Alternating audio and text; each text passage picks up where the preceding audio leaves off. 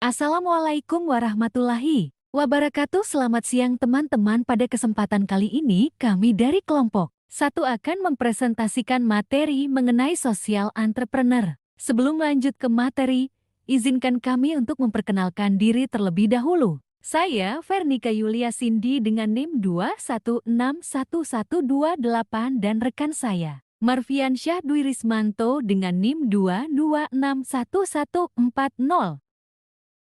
Materi yang pertama adalah istilah social entrepreneur. Social entrepreneur adalah individu yang mengembangkan ide-ide inovatifnya melalui kegiatan bisnis yang bertujuan untuk memecahkan masalah yang dihadapi masyarakat dan fokus pada perubahan sosial.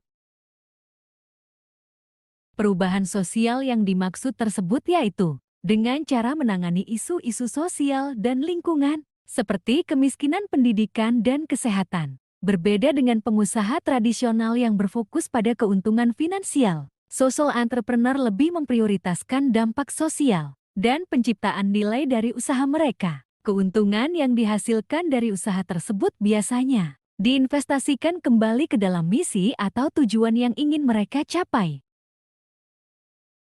Materi selanjutnya yaitu faktor-faktor kewirausahaan sosial muncul. Faktor-faktor tersebut meliputi 1. Kebutuhan sosial. Kebutuhan sosial merujuk pada permasalahan atau tantangan sosial yang dihadapi oleh masyarakat seperti kemiskinan, kesenjangan ekonomi, masalah kesehatan, dan lain-lain. Kedua, kesadaran masyarakat. Kesadaran masyarakat merujuk pada tingkat kesadaran dan partisipasi masyarakat dalam menghadapi dan menyelesaikan permasalahan sosial. Dengan masyarakat yang lebih sadar dan terlibat wirausaha sosial dapat memperoleh dukungan yang lebih besar dan partisipasi aktif dari masyarakat dalam mengembangkan dan melaksanakan proyek-proyek sosial.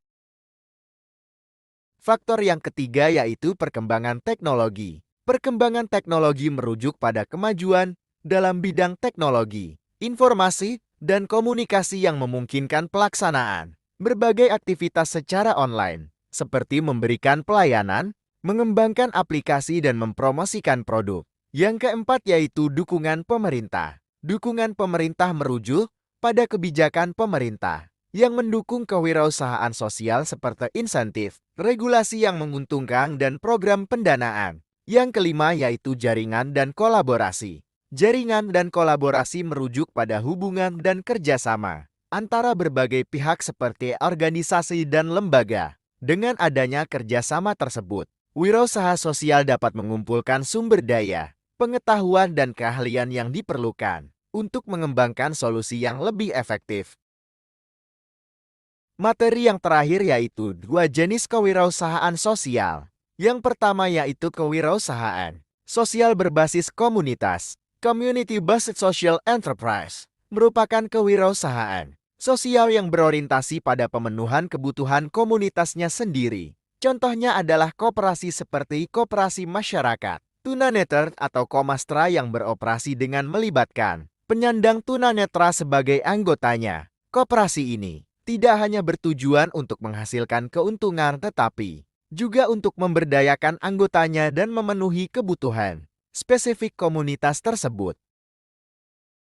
Jenis kewirausahaan sosial yang kedua yaitu kewirausahaan sosial nirlaba, not-for-profit social enterprise, merupakan kewirausahaan sosial yang berorientasi pada penyelesaian masalah sosial yang lebih luas. Organisasi dalam kategori ini biasanya dikelola secara profesional dan mempekerjakan tenaga kerja yang kompeten. Contohnya adalah Generation Indonesia, sebuah NGO yang memiliki misi untuk menggerakkan manusia untuk berperilaku ramah lingkungan. Generation melakukan kampanye mengenai perilaku ramah lingkungan dan menyediakan produk-produk pendukung gaya ramah lingkungan. Melalui penjualan produk, Generation memperoleh keuntungan yang kemudian disalurkan kembali untuk membiayai kampanye perilaku ramah lingkungan kepada publik.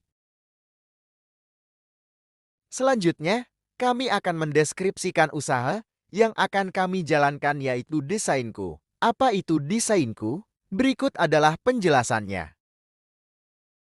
Desainku merupakan usaha kreatif yang bergerak di bidang penjualan desain stiker dengan berbagai bentuk mulai dari tema, K-pop hingga desain kostum yang sesuai keinginan pelanggan. Kata desainku mencerminkan bahwa setiap karya yang dihasilkan merupakan hasil personalisasi yang sesuai dengan keinginan individu. Berikut adalah contoh produk dari desainku.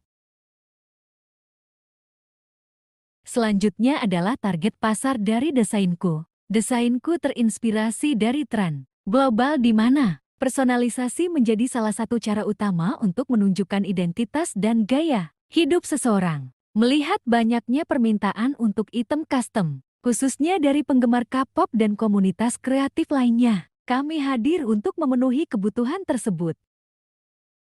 Berikut adalah media yang kami gunakan untuk mempromosikan produk desainku, yaitu melalui Instagram dan Fiverr dengan nama C24 Desainku. Demikian presentasi yang dapat kami sampaikan kali ini. Semoga apa yang kami sampaikan dapat bermanfaat bagi kita semua.